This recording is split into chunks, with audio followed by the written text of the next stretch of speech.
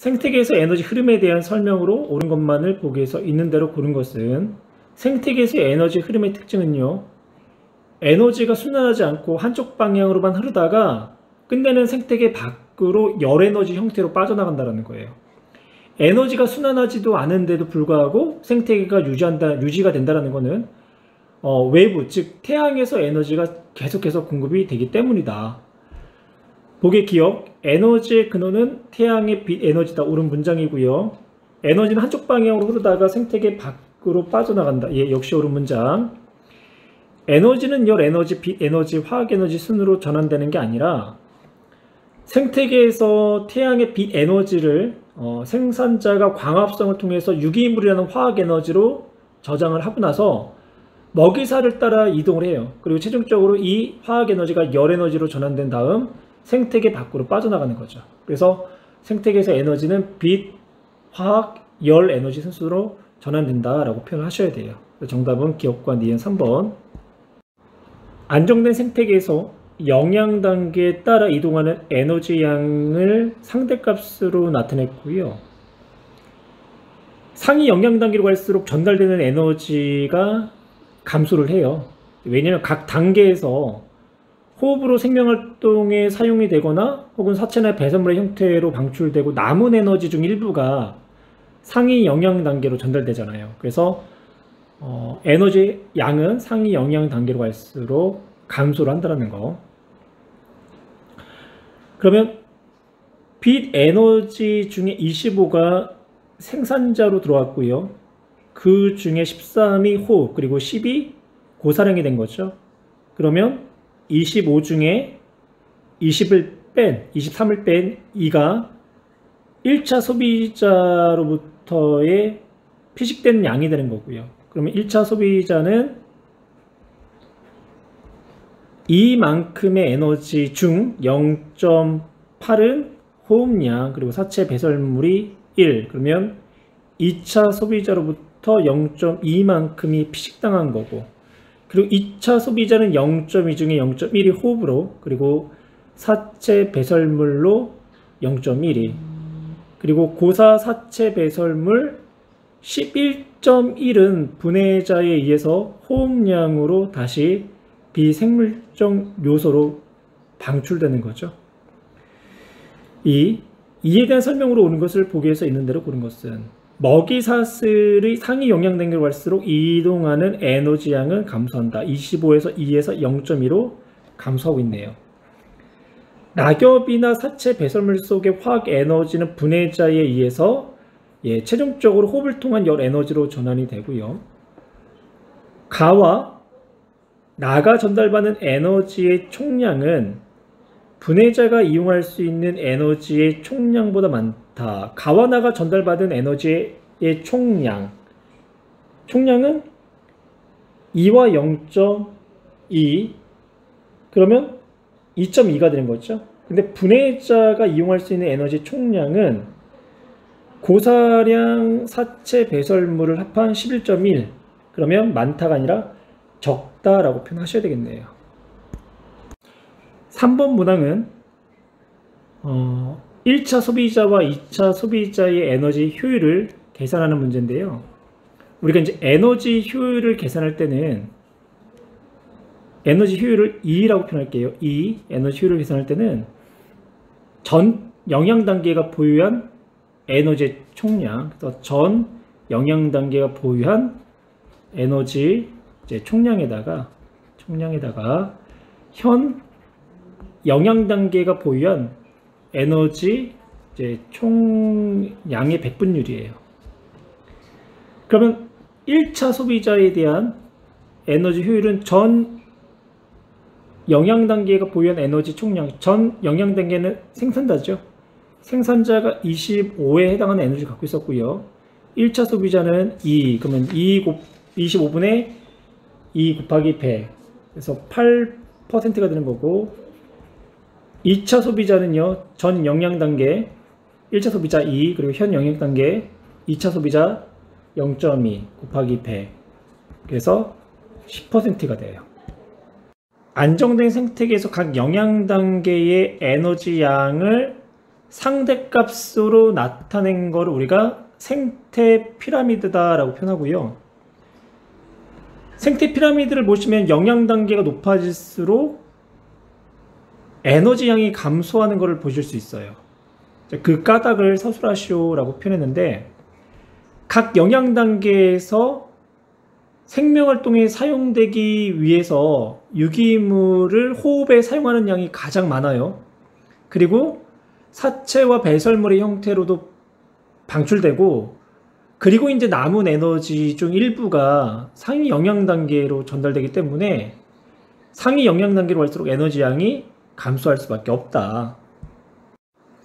안정된 여러 생태계의 에너지 피라미드와 생체량 피라미드를 나타냈는데요. 생체량은 식물 군집이 가지고 있는 유기물의 총량을 생체량이다라고 표현을 해요. 보겠기요. 1차 소비자의 에너지 효율이 가장 낮은 생태계는 초원 생태계이다. 에너지 효율은 전 단계가 보유한 에너지 총량분의 현 단계가 보유한 에너지 총량 곱하기 100으로 나타내잖아요. 1차 소비자의 에너지 효율은 생산자가 보유한 에너지 총량 분의 1차 소비자가 보유한 에너지 총량으로 나타낼 수 있는데, 각 생태계가 지닌 에너지 양은 지금 같아요.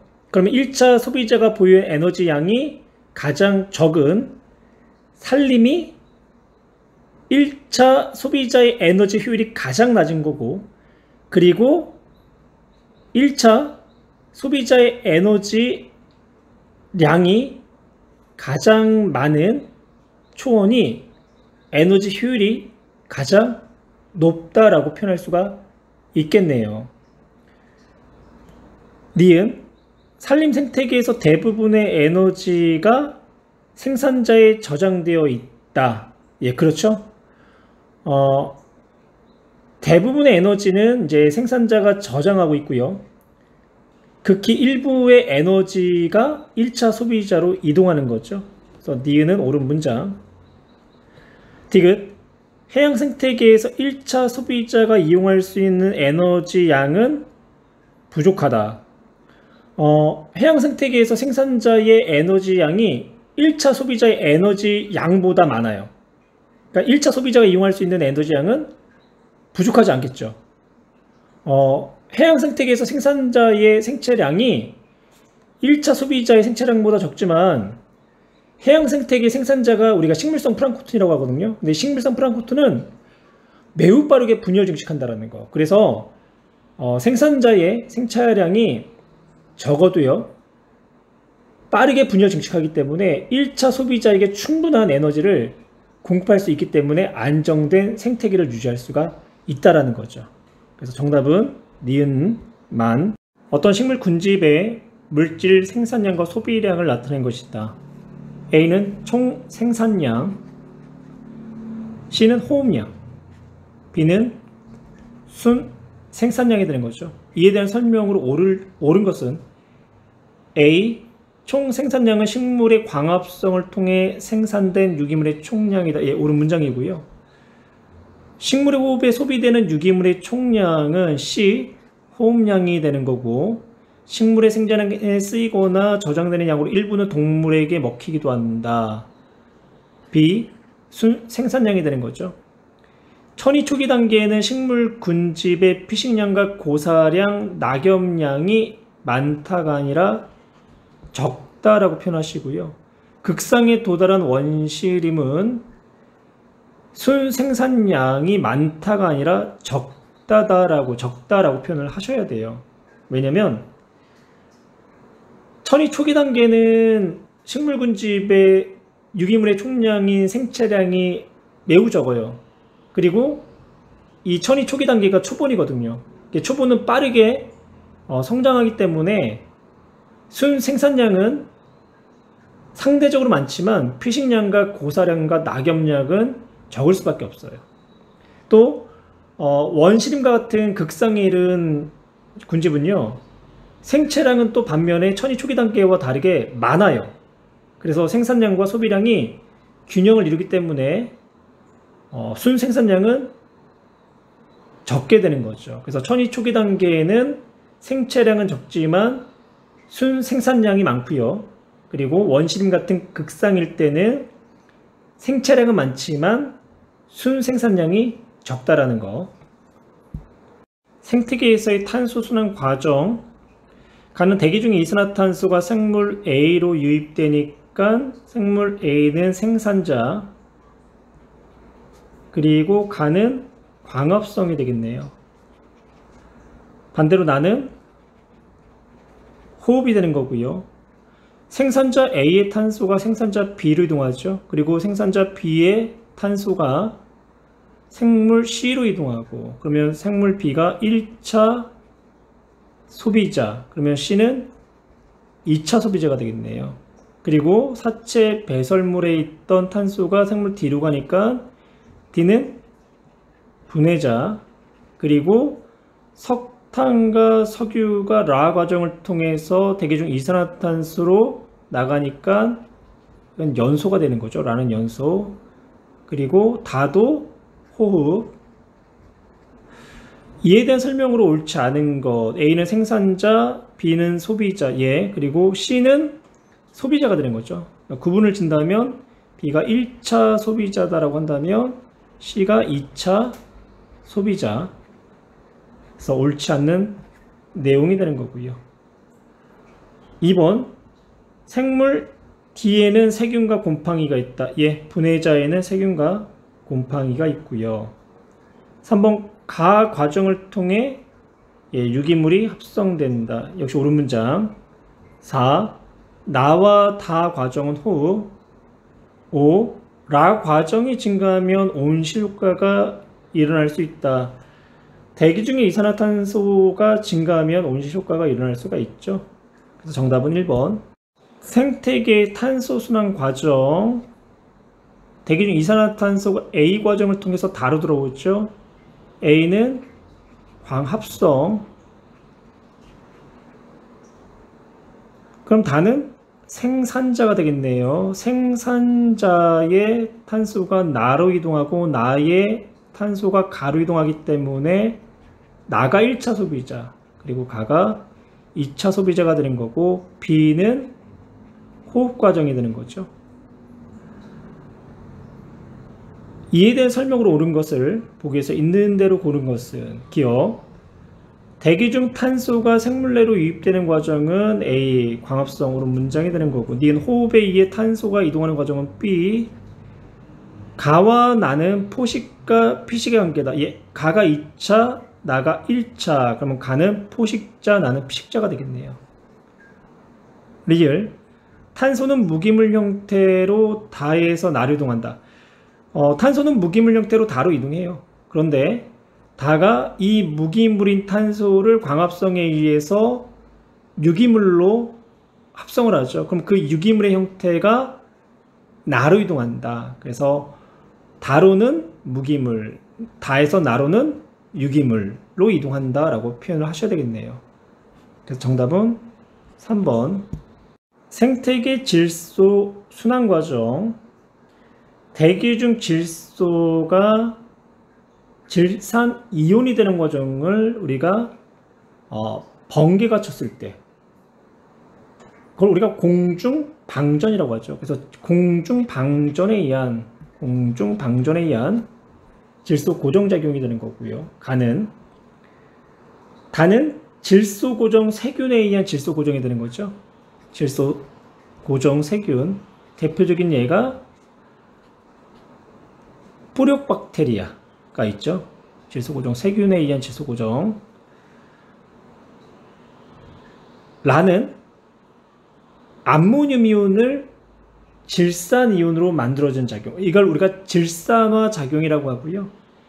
이때도 질산화 세균이 관여를 한다라는 거. 그리고 많은 사체 배설물이 암모늄 이온으로 전환되는 거죠. 그럼 이거는 분해자에 의한 분해 반응이 되겠네요. 그리고 나는 질산 이온이 다시 대기 중에 질산으로 전환되는 거죠. 이걸 우리가 탈질산화 작용이라고 하고요. 이 탈질산화 작용도 탈질산화 세균이 관여를 해요. 이에 대한 설명으로 옳지 않은 것은 1번 식물은 공기 중의 질소를 직접 이용할 수 없다. 예, 그래서 질소 고정 과정을 통해서 이용할 수 있는 거고요. 2번 가타 과정은 질소 고정 과정이다. 예, 가는 공중 방전에 의한 질소 고정, 그리고 다는 질소 고정 세균에 의한 질소 고정. 3번 뿌력박테리아는 가 과정에 관여하는 게 아니라 다 과정에 관여하는 거죠. 그래서 옳지 않은 내용은 3번이 되는 거고요. 4번 마 과정은 세균이나 곰팡이에 의해서 일어난다. 예, 옳은 문장. 5번 식물은 암모늄 이온이나 질산 이온을 흡수해 질소 동화 작용을 통해서 단백질 합성을 할 수 있는 거죠. 그래서 정답은 3번. 생태계의 질소 순환 과정을 나타낸 것이고요. A, B, C, D는 질소 순환 과정에 관여하는 세균이래요. 세균 이름부터 한번 알아볼까요? A는 질산 이온을 대기 중 질소로 탈질산화하는 탈질산화 세균이 되는 거고요. 탈질산화 세균. B는 아질산 이온을 질산 이온으로 전환시켜주는 세균, 질산균. 이 과정을 우리가 질산화 작용이다 라고 표현을 해요. C는 암모늄 이온을 아질산 이온으로 아질산화하는 과정에 관여하는 세균인 아질산균. D는 대기 중 질소를 암모늄 이온으로 고정시키는 질소 고정 세균. 대표적인 예가 뿌력박테리아가 있는 거죠. 가나다라 마의 과정도 한번 살펴볼게요. 가는 탈질산화 세균에 의한 탈질산화 과정. 나는 대기 중의 질소가 질산 이온으로 전환되는 과정인데요. 이때를 우리는 질소 고정이라고 해요. 근데 질소 고정인데 나 과정의 질소 고정은 진공 방전에 의한 질소 고정이 돼요. 그러니까 번개에 의해서 대기 중의 질소하고 산소가 만나서 질산 이온이 되는 질소 고정. 마도요. 질소 고정 과정이 되는데 이때의 질소 고정은 질소 고정 세균에 의한 질소 고정 과정이 되는 거고요. 그 다음 다를 볼까요? 다는 질산 이온을 흡수해서 식물 내에서 단백질이나 핵산 등을 합성하는 과정이에요. 이걸 우리가 질소 동화 작용이다라고 표현해요. 그래서 다는 질소 동화 작용. 마는 초식동물로부터 육식동물로 질소 형태의 유기물이 이동하는 과정이죠. 그래서 포식과 피식에 의해서 초식동물이 가지고 있던 단백질이 육식동물로 이동하는 과정이 되는 거고요. 기억, 탈질산화 작용이다. 해당하는 것을 보기 위해서 각각 고르시오. 그럼 탈질산화 과정은 가가 되는 거죠. 가. 세균에 의한 질소 고정 작용은 먹이 사슬을 통한 질소 이동은 라가 되는 거죠. 공중 방전에 의한 질소 고정은 나. 질소 화합물의 흡수 및 질소 동화 작용은 다가 되겠네요. 다. 11번 이에 대한 설명으로 옳은 것만을 복에서 있는 대로 고르시오. A는 탈질산화 세균, 탈질산화 세균. 그리고 D는 질산화 세균. D는 질산화 세균이 아니라 질소 고정 세균이 되는 거죠. B와 C에 의해 질산화 작용이 일어난다. 질산균과 아질산균에 의해서 질산화 작용이 일어나고요. 가가 활발해지면 식물이 이용할 수 있는 질소 화합물의 양이 감소한다. 가 탈질산화 작용이 되는 거죠. 탈질산화 이온이 대기 중에 질소로 전환되게 되면 토양에 남아있는 질소 이온의 양이 감소하잖아요. 그러면 식물이 이용할 수 있는 질소 화합물의 양이 감소하는 결과를 가져올 수 있겠네요. 이건 옳은 문장. 리을, 달을 통해 흡수된 질산이온은 광합성은요, 탄소를 이용하는 동화작용이 되는 거고, 단은 질소 이온을 통해서 핵산이나 단백질을 고정하는 작용이 되는 거죠. 그래서 정답은 니은과 디귿. 생태계에서 일어나는 에너지 흐름과 물질의 이동에 대한 설명. 결론적으로 에너지의 흐름은요, 외부에서 지속적으로 공급이 되어야만 생태계가 유지되지만, 물질은 생태계의 생물적 요소와 비생물적 요소 간에 지속해서 순환이 일어나야지만 생태계가 유지될 수 있는 거죠. 기억, 물질은 생물과 비생물 환경 사이에서 순환을 한다. 옳은 문장이 되는 거고요.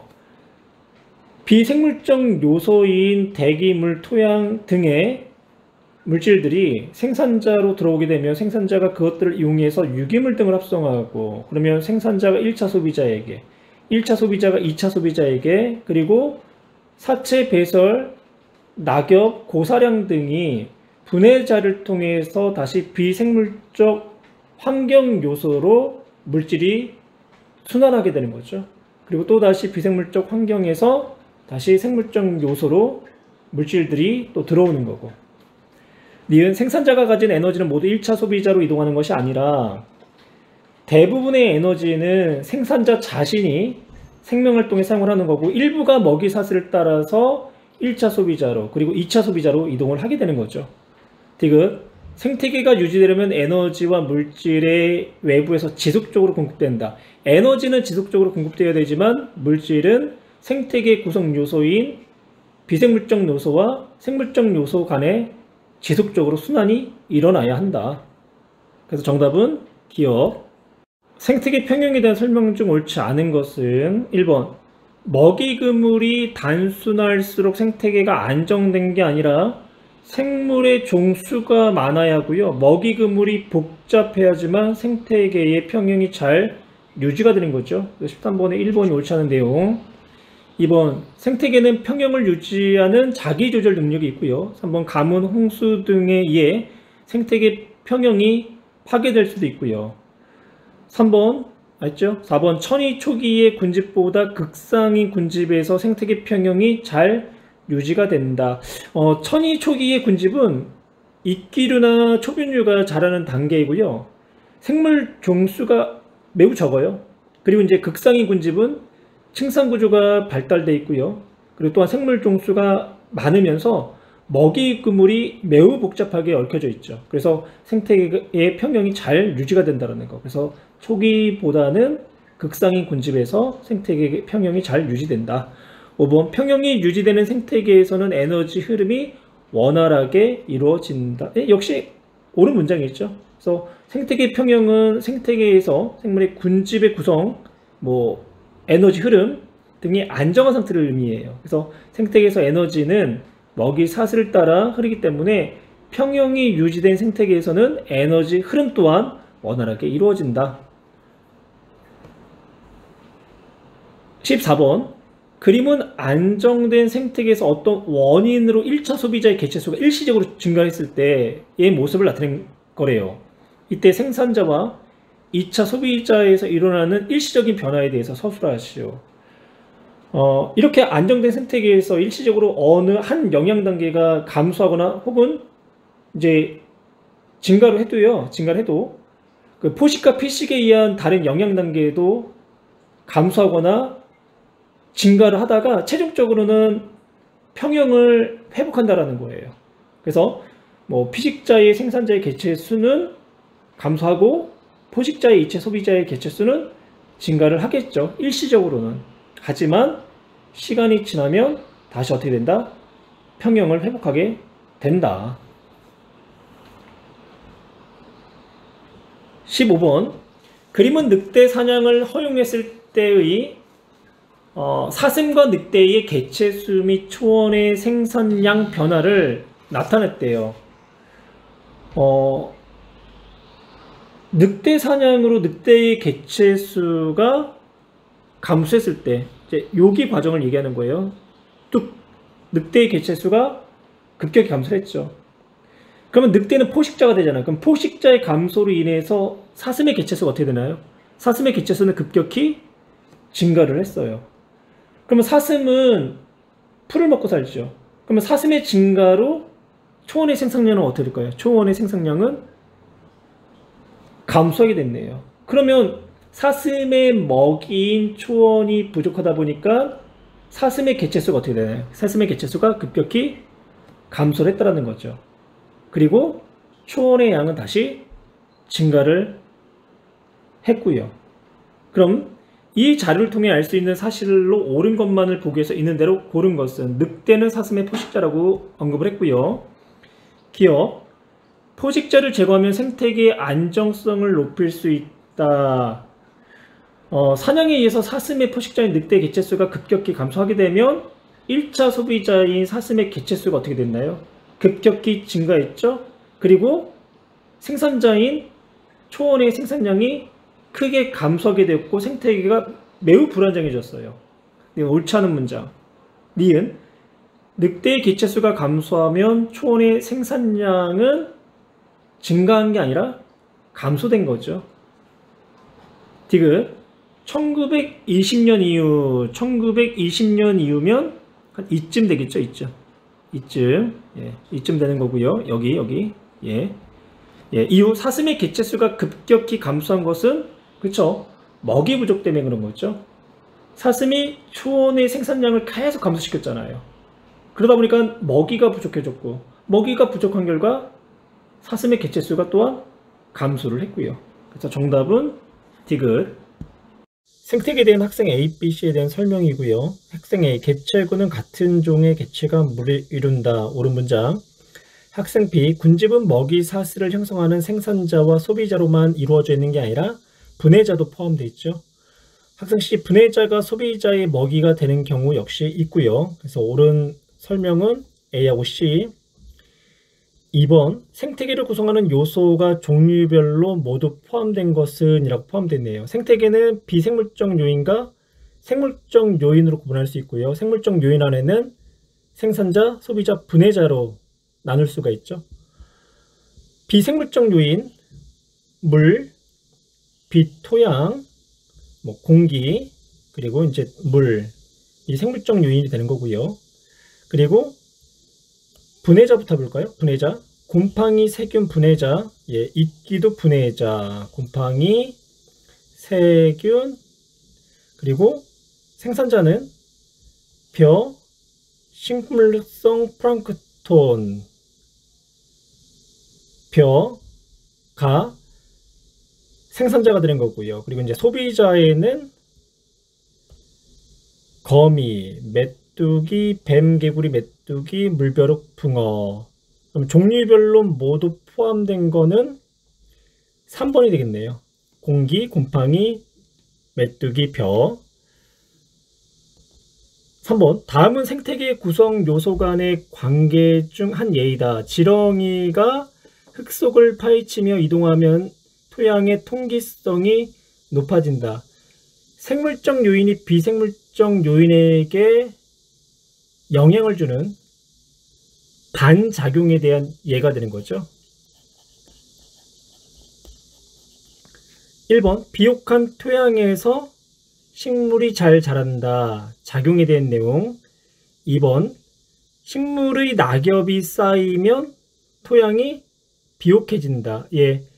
생물적 요인이 비생물적 요인에게 영향을 주는 반작용의 예가 되겠네요. 3번, 빛의 세기에 따라 식물의 두께가 달라진다. 작용. 북극여우는 사막여우에 비해 몸집이 크고 작다. 예. 환경적 영향에 의해서 적응한 내용이기 때문에 작용이 되는 거고요. 5번 토끼의 개체수가 증가하면 토끼가 먹이로 하는 풀의 개체수가 감소한다. 이 내용은 생물간에 영향을 준 경우가 되는 거죠. 그래서 이거는 상호작용이 되는 거고요. 그래서 정답은 2번. 어느 생태계 구성 요소 간의 관계를 나타냈고요. 간은 비생물적 요인, 그리고 나는 생물적 요인이 되겠죠. A는 생산자, B는 1차 소비자, C는 2차 소비자. 이에 대한 설명 중 옳지 않은 것은 간은 비생물적 요인, 나는 생물적 요인이다. 예, 옳은 내용이 되는 거고요. A. 생산자에는 식물과 조류가 속하고요. A가 합성한 유기물은 먹이 사슬을 통해 B와 C로 이동한다. 옳은 문장. 기억, 니은, 디귿은 모두 유기물의 이동 과정이다라고 했는데요. 기억은 무기물의 이동 과정이 되는 거고, 그리고 디귿은 유기물의 이동 과정, 그리고 니은도 세균과 곰팡이가 유기물을 분해해서 다시 비생물적 요인으로 돌려보내기 때문에 니은도 무기물이 되는 거죠. 그래서 기억과 니은은 무기물, 그리고 디귿은 유기물. 4번 옳지 않은 문장. 세균과 곰팡이는 사체나 배설물 속의 유기물을 그렇죠, 무기물로 분해를 한다. 간은 생태계 구성 요소 간의 관계 중 일부를 나는 빛이 파장에 따른 해조류의 분포를 나타낸 것이다. 기억은 생물군집이 비생물적 요인에게 영향을 주는 반작용이 되는 거고요. 니은은 작용이 되겠죠. 보게 기억, 해조류는 생물군집에서 생산자에 속한다. 광합성을 통해서 유기물을 생산하는 생산자에 해당하고요. 빛의 파장에 따른 해조류의 분포는 비생물적 요인이 생물군집에 영향을 주는 작용이 되는 거죠. 그래서 니은에 해당하는 예가 되는 거고, 홍조류는 주로 이용하는 빛은 적색광이다. 청색광이 가장 수심이 깊은 곳까지 돌아가죠. 그러면 이 홍조류는 이 청색광을 이용해서 광합성을 한다는 이야기가 되는 거예요. 그래서 홍조류는 주로 적색광이 아니라 청색광을 이용하여 광합성을 한다라고 표현하셔야 되고요. 광합성을 한다라는 건요, 보색관계의 빛을 흡수해서 광합성이 일어나요. 예를 들어서 녹조류는 녹색을 띠기 때문에 녹조죠. 그러면 녹색 빛을 반사시키고 녹색과 보색 관계에 놓여 있는 적색 계통의 빛을 흡수를 하거나 투과하는 과정을 통해서 광합성을 하는 거예요. 그래서 정답은 1번. 두 가지 유형의 생장 곡선을 나타낸 것이다. A는요, 이론상 곡선, 이제 J자 곡선이라고 하고요. B는 실제적 곡선, S자 곡선이라고 해요. 이론상과 실제의 차이가 나타나는 이유는 환경 저항 때문에 그렇다는 거. 그래서 가가 환경 저항이 되는 거고요. 환경 저항에는 먹이가 먹이 부족이 있을 수 있고, 서식 공간의 부족이나 노폐물 증가, 또 질병 등이 환경 저항 안에 포함이 돼요. 1번 실제 성장 곡선이 A와 같이 나타나는 게 아니라 B와 같이 나타나는 거고요. 2번 환경 저항에 의해 나타난 생장 곡선은 B가 되는 거죠. 3번 B에서 개체군의 밀도는 T1일 때보다 T2일 때가 높다. 개체수가 T1일 때보다 T2일 때가 크기 때문에 개체군의 밀도는 T2일 때가 더 높다. 옳은 문장이 되는 거고요. 4. T2에서는 개체 간의 경쟁이 일어나지 않는다. 개체 간의 경쟁은요, 언제나 일어나요. 특히 개체군의 개체군의 수가 증가할수록 먹이나 서식 공간이 부족하기 때문에 이를 차지하기 위한 경쟁이 더욱 심해진다는 거예요. 5번 가에 해당하는 것은 출생률 증가, 그렇죠, 개체수 증가, 그리고 노폐물의 감소가 아니라 노폐물의 증가 등이 있는 거고요. 가는 개체군의 생존 곡선을 나는 1, 2, 3형의 생존 곡선을 사막률로 나타낸 것이고요. A, B, C는 각각 1, 2, 3형 중 하나이다. 1형은 초기 사망률이 낮고 후기 사망률이 높죠.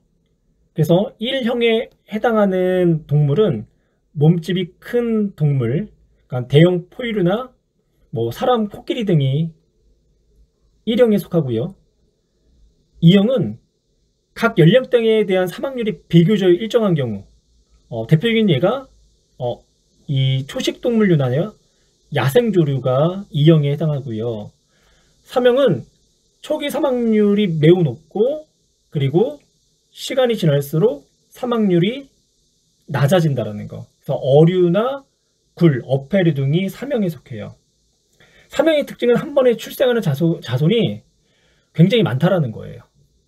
그럼 이제 나에서 A는 초기 사망률이 어때요? 굉장히 높죠. 그러면 초기 사망률이 굉장히 높으니까 3형이 되는 거고요. 그리고 B는 연령대에 따른 사망률이 일정하죠. 그래서 2형. 그리고 C는 초기 사망률보다 상대 수명이 늘어날수록 사망률이 증가하는 1형이 되겠네요. 기억.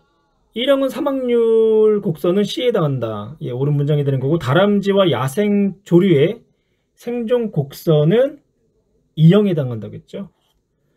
한 번에 출생하는 자손의 수는 생존선이 3형이 가장 많아요. 그래서 2형인 생물보다 3형인 생물이 많다.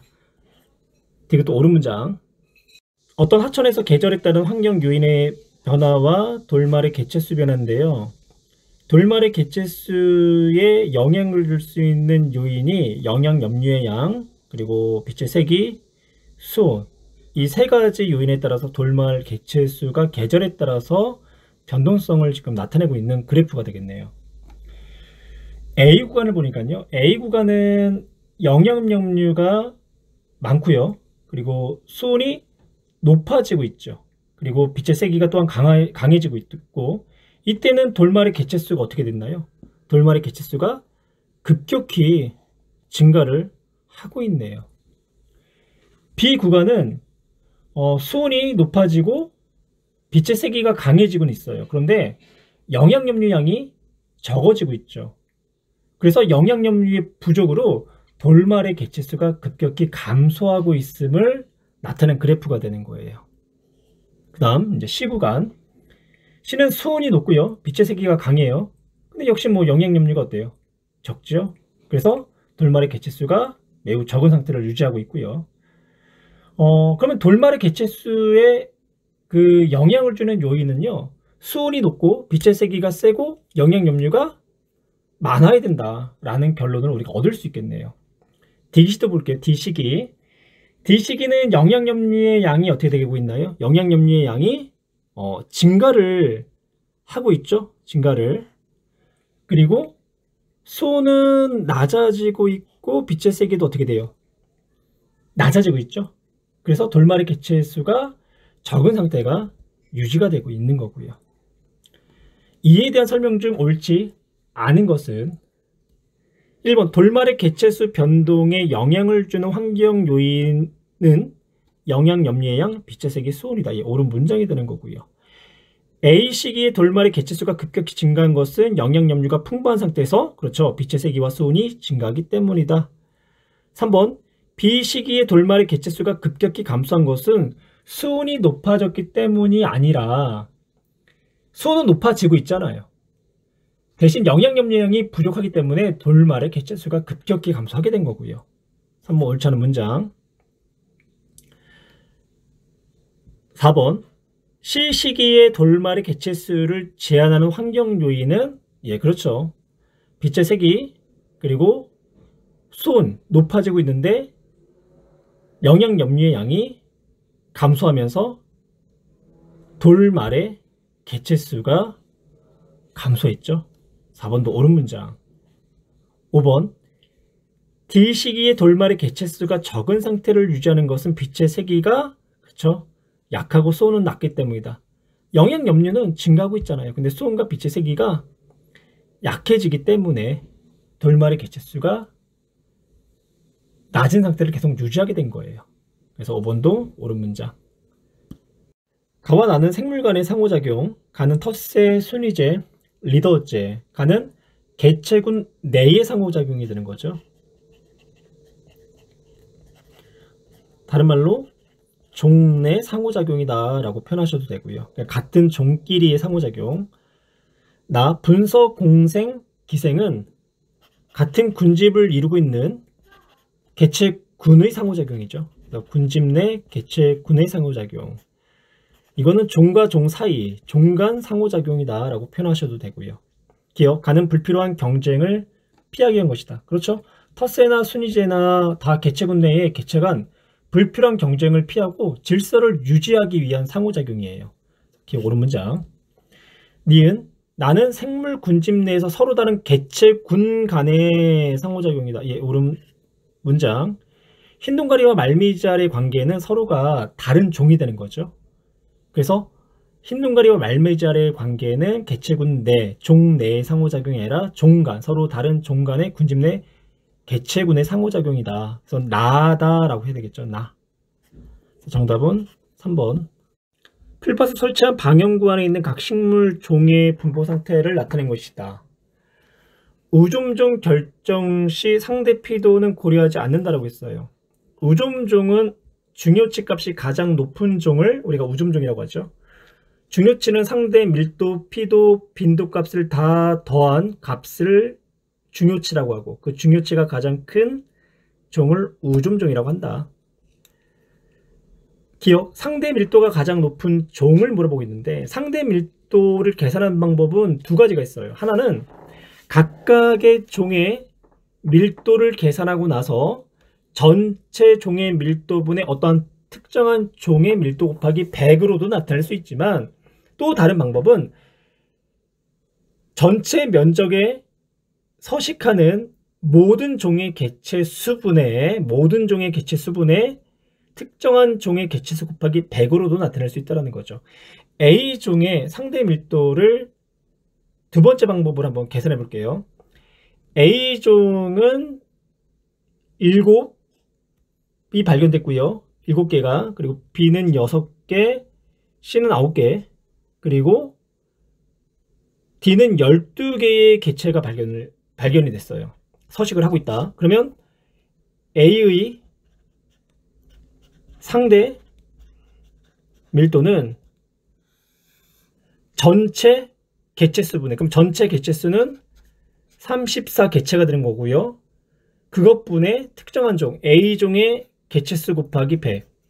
그럼 이게 A의 상대 밀도 값이 나오는 거예요. 그 다음 D를 한번 볼까요? D는 전체 34개체수분의 12 곱하기 100이 되겠죠. 그럼 우리가 상대 밀도를 물어봤을 때 상대 밀도를 계산하기보다는 상대 밀도는 전체 면적 안에 가장 많은 개체수인 종이 가장 상대 밀도가 높다라는 거예요. 그래서 D종이 개체수가 12로 가장 많기 때문에 상대 밀도가 가장 높은 종은 D다라고 표현을 하셔야 돼요. 그 다음 니은, 우종종은 B다라고 했는데요. 우리 이제 상대 밀도가 D가 가장 크다라는 것을 봤어요. 그러면 우리 상대 빈도를 한번 계산해 볼게요. 상대 빈도도 각각의 개체의 빈도의 합분에 어떤 특정한 개체의 빈도 곱하기 100으로도 나타날 수 있지만, 또 어떻게 또 계산할 수 있냐면 모든 종이 출현한 전체 방형구 수분에 어떤 특정한 개체 혹은 어떤 특정한 종이 출현한 방형구 수 곱하기 100으로도 나타날 수 있다는 거죠. D의 상대 빈도 값을 한번 계산해 볼게요. D의 상대 빈도. 그러면 D의 상대 빈도를 이제 두 번째 방식으로 한다면 모든 개체가 출현한 방형구 수분에 D가 출현한 방형구, A종은요 4개의 방형구에서 출현했고요. 그리고 B는 3개의 방형구, C는 7개 방형구, 그리고 D가 10개 방형구. 그러면 전체 A, B, C, D가 출현한 방형구 수는 24개의 방형구가 되는 거죠. 분의 D가 출현한 방형구는 10. 그러면 24분의 10 곱하기 100%가 되는 거예요. 그러면 이것도 우리가 굳이 우점종을 계산할 때 계산할 필요가 없잖아요. D가 개체수도 가장 많고 출현한 방향구도 가장 크기 때문에 상대 밀도와 상대 빈도가 D가 가장 크다. 상대 피도는 고려하지 않았으니까 우점종은 누가 된다? D가 된다라고 설명할 수 있겠네요. 디귿. C종의 상대 빈도는 D종보다 낮다. 그쵸? 바로 계산할 수 있죠? C종의 상대 빈도 C 7, D 10. 그럼 어때요? 낮지요? 그래서 정답은 3번. 어떤 식물 군집에 산불이 난 후면 2차 천이 과정이 되는 거죠. A, B, C의 생체량, 유기물의 총량을 나타낸 것이다. A, B, C는 각각 양수, 음수, 초원의 우점 중에 하나다. 그러면 천이 과정이 2차 천이기 때문에 첫 번째 초원부터 시작하겠죠. 그리고 양수림, 음수림 순서가 되겠네요. 이 과정은 2차 천이다. 옳은 문장이 되는 거고요. B의 입은 C의 입보다 평균 두께가 얇다. 평균 두께가 얇다라는 거는 울타리 조직이 잘 발달되지 않았다라는 거죠. 즉 음수림에 대한 이야기가 되는 거예요. 양수는 빛이 강한 곳에서 잘 자라는 나무고 음수는 비교적 약한 빛에서도 잘 자라는 나무잖아요. 근데 B는 양수이기 때문에 잎이 강한 빛에 적응해서 울타리 조직이 굉장히 발달되어 있는 거고, 그래서 음수의 잎보다는 어때요? 두껍겠죠. 그래서 B의 잎은 C의 잎보다 두께가 얇다가 아니라 두껍다라고 표현을 하셔야 되고요. 디귿. 지표면에 도달한 빛의 세기는 T1일 때가 T2일 때보다 강하다. 예, 당연한 얘기죠. 천이가 진행된다라는 거는 숲이 우거진다라는 거예요. 그럼 우거진 나무들에 의해서 빛이 어떻게 될까요? 가려지겠죠. 그럼 지표면에 도달하는 빛의 양은 줄어들 거예요. 그러면 지표면에 도달하는 빛의 세기는 시간이 지나면서 어떻게 된다? 점점 약해진다. 그러니까 T1일 때가 T2일 때보다 빛의 세기가 강하다는 거죠. 정답은 기업과 디귿. 육상군집을 산림, 초원, 사막으로 구분하는 기준. 육상군집을 산림, 초원, 사막으로 구분하는 기준은요, 기온과 강수량이 돼요. 산림은 강수량이 많고요, 기온이 적당한 지역에서 형성되고, 초원은 산림보다는 강수량이 적은 지역에서, 그리고 사막은 강수량이 매우 적고 건조한 지역에서 형성이 돼요. A종과 B종을 단독 배양했을 때와 혼합 배양했을 때 시간에 따른 개체군의 밀도 변화를 나타냈는데요. A종과 B종을 혼합 배양했을 때가 단독 배양했을 때보다 둘 다 개체군의 밀도가 증가했죠. 서로가 서로에게 이익을 주고받는 상리공생의 관계가 되겠네요.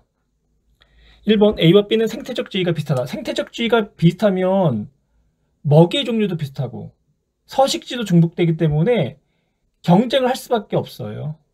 그래서 A종과 B종이 둘 다 손해를 보는 그런 관계가 되겠죠. 그래서 1번은 옳지 않은 내용이 되는 거고요. 2번 A종과 B종을 혼합 배양하면 상리 공생을 한다. 옳은 문장. 3번 A종과 B종을 혼합 배양하면 경쟁 벡터의 원리가 적용된다. 생태적 지위가 비슷할 때 두 개체군의 경쟁이 일어나는 거죠. 3번 옳지 않은 내용. 4번 A종과 B종은 단독 배양하면 환경 저항은 단독 배양을 하든 혼합 배양을 하든 언제나 모든 생태계에서 환경 저항은 언제나 일어나요. 그래서 이상적인 곡선, 즉 이론적인 곡선 A자 모양의 생장 곡선은 나타나는 게 아니라 다 S자 모양의 실제적인 생장 곡선이 나온다는 거죠. 5번 A종과 B종의 상호작용은 애기 집신벌레 종과 집신벌레 종의 관계와 같다. 이 애기 집신벌레 종하고요, 집신벌레 종은요 생태적 지위가 비슷하거든요. 그래서 먹이하고 서식지가 겹쳐요. 그래서 이 종 간의 경쟁 관계에 놓여 있는 종들이라는 거죠. 그래서 정답은 2번. 생태계에서 먹이 사슬을 따라 에너지가 이동하는 과정을 나타냈고요. 이에 대한 설명으로 옳지 않은 것. 단 사체 배설물의 형태로 방출되는 에너지는 고려하지 않는다. 빛 에너지 중에 일부만이 생산자의 광합성에 이용되고요. 그리고 생산자의 일부의 에너지가 1차 소비자, 그리고 1차 소비자의 또 일부의 에너지가 2차, 그리고 2차 소비자의 또 일부의 에너지가 3차 소비자로 전달이 돼요. 그때 이제 전달되는 양은 점점 차수가 높아지는 소비자로 갈수록 감소할 수밖에 없겠죠. 1번 에너지 크기는 생산자에서 소비자 1차에서 2차 이렇게 되는 거죠. 2번 에너지 2, 1, 2, 2, 2, 3은 화학 에너지다 라고 표현했네요. 유기물의 형태로 그러니까 유기물의 형태로 이동하기 때문에 화학 에너지다 라고 표현할 수 있고요. 주변 환경으로 방출되는 에너지 2, 4는 열 에너지다. 생태계에서 에너지는 순환하지 않고 한쪽 방향으로만 흐른다고 했죠. 그리고 생태계 밖으로 빠져나갈 때는 어떤 에너지로 빠져나간다? 열 에너지로 빠져나간다. 열 에너지가 엔트로피가 가장 큰 에너지예요. 그래서 가장 에너지로 따진다면 가장 쓸모없는 에너지. 그래서 생태계로 빠져나갈 때, 그러니까 비생물적 요소로 빠져나갈 때는 열 에너지 형태로 빠져나간다. 4번 생태계에서 에너지의 순환하지 않고 한쪽으로 흐른다. 그럼에도 불구하고 생태계가 유지된다는 건 외부, 즉 태양으로부터 지속적으로 에너지를 공급받기 때문에 그렇던 거죠. 5번 생태계가 유지되려면 빛 에너지가 계속 공급돼야 된다. 그래서 옳지 않은 내용은 1번. 세 가지 먹이 사슬에서 각 영양 단계의 에너지의 상대값을 나타냈고요. 식물의 에너지 양은 모두 같으며 이 먹이 사슬 외에 식량은 고려하지 않는다라고 표현했네요. 보기의 기억. 사람의 에너지 효율은 가에서 가장 낮다. 사람의 에너지 효율은, 그럼 사람의 에너지 효율은 전 단계의 에너지 양분의 현 단계의 에너지 양 곱하기 100으로 나타낼 수 있죠. 그럼 가에서 사람의 에너지 효율은 전 단계가 1000분의 현 단계 사람 80 곱하기 100, 그러면 8%가 되나요? 나에서는 전 단계가 100이 되는 거죠. 그리고 현 단계가 15 곱하기 100, 그러면 15%. 다는 전 단계가 10, 사람이 2, 그러면 이거는 20%가 되겠네요. 그래서 에너지 효율이 가가 가장 낮다, 옳은 문장이 되는 거고요.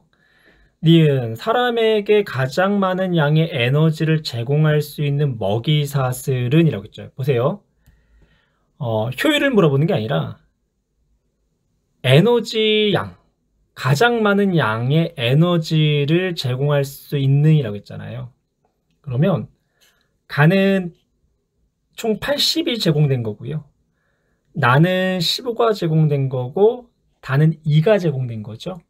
그래서 가장 많은 양의 에너지를 제공할 수 있는 먹이 사슬은 가다라고 표현을 하셔야 돼요. 디귿.